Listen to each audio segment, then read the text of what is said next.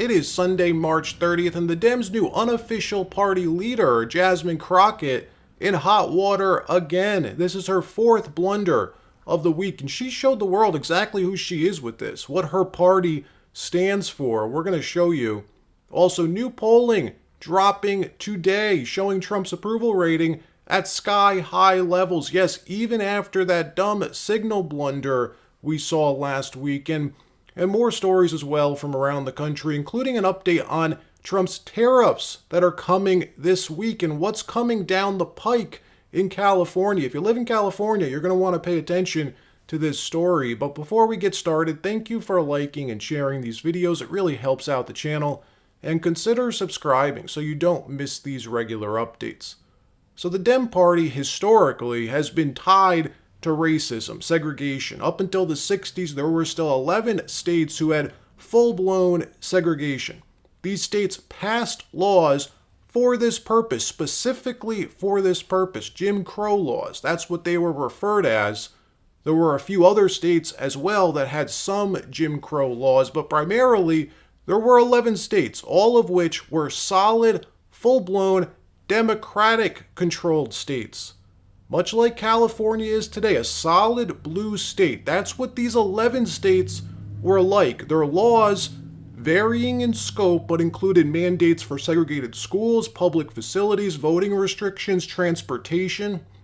The couple other states that had similar laws, they were like swing states. States like Kentucky and Missouri back then. They would swing back and forth between Republican to Democratic control. When the Democratic Party would win and take power in those states, that's when these laws were then passed and implemented. Republican-controlled states, however, red states that were consistently red back then, rarely, if ever, passed Jim Crow laws. This is easy history, folks. Anyone can Google this. And you'd think our elected representatives, especially the Democrats, would know this history. You're joining a party whose very identity is so deeply rooted in this that you'd want to know about that. Unfortunately, the more we learn about the Dems' new unofficial party leader, Jasmine Crockett, she apparently knows none of this. Watch this new resurfaced clip of her from The Breakfast Club where she goes on this clear racist tirade against Byron Donalds, Florida's next Republican governor, hopefully. Someone who, by the way, would be Florida's first black governor, something Democrats claim they care about, breaking the glass ceiling, where she says Byron's promoting Republicans' Jim Crow pastime. That's what she seems to be saying. You can't make this up. Someone needs to give her a history lesson. Your party was behind Jim Crow, not Republicans. Watch.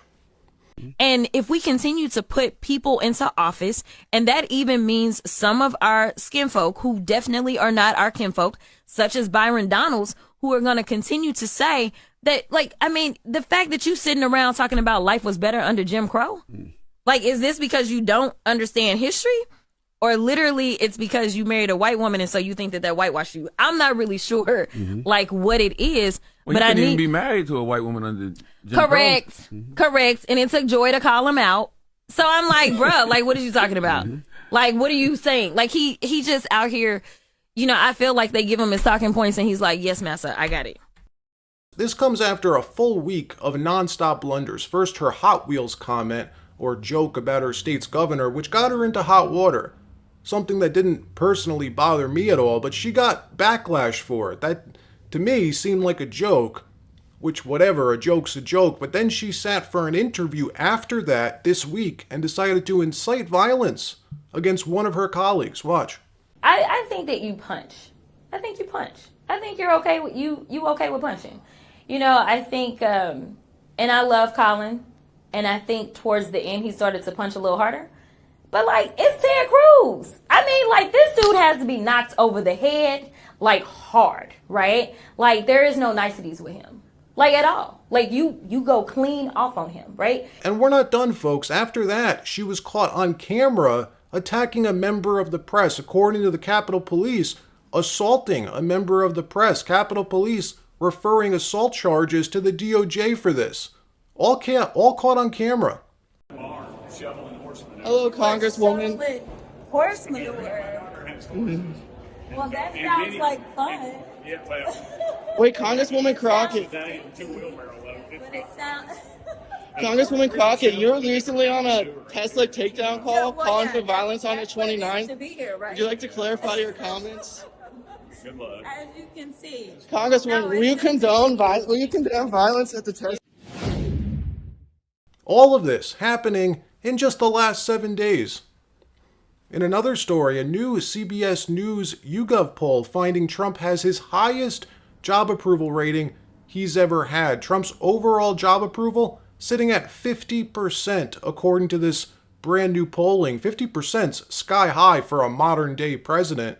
And if it wasn't for all the fear-mongering about tariffs, his approval rating would likely be in the 60s right now. Tariffs are the one policy where he's underwater on. Watch. Executive Director of Elections and Surveys, Anthony Salvanto. Anthony, I'm going to be very scientific here. On the economy, what gives? Well, we know, good morning, Major.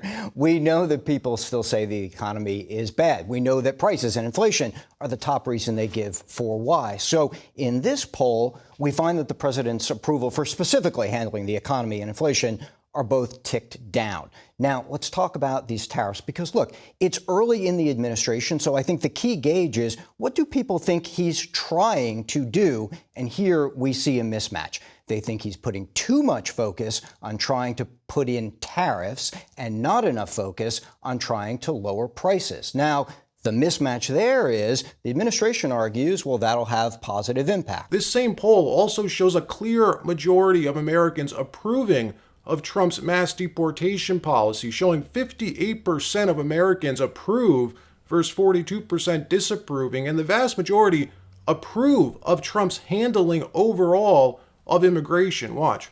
Absolutely right. This is a story about balance, and the things that are going well in the public mind for him is his handling of immigration, which is still net positive, and his deportation program is still net positive and popular. People say, well, they don't think it'd be okay if there are legal residents who were mistakenly detained in this program, although one of the things about the Republican base right now is that they say that those immigration efforts are just important in their evaluations as the economy is, and that sets up one of the key differences. Anthony Salvanto, always a pleasure. Thank you. Thanks, Major. That means around 20% of Democrats support Trump on this issue. 58% is a big number, a big majority.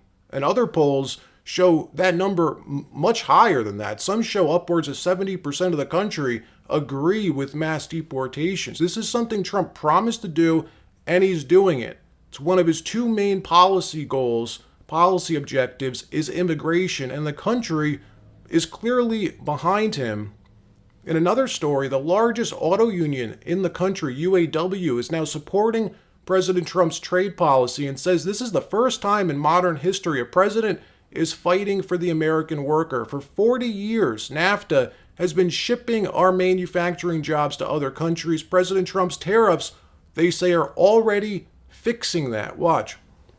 There is plenty of opportunity, and I've had companies tell us point blank that they're going to have to bring product back here if those tariffs are implemented. 2 more days, on Wednesday, April 2nd, Trump's reciprocal tariffs finally go into effect, where every country on the planet that tariffs us will be levying a reciprocal tariff back on them. No more, no less. If Germany, for example, has a 20% tariff on all U.S. dairy products, we're going to immediately, on April 2nd, issue a 20% tariff back on Germany for all German dairy products. That's what this means. Trump calls this equalizing.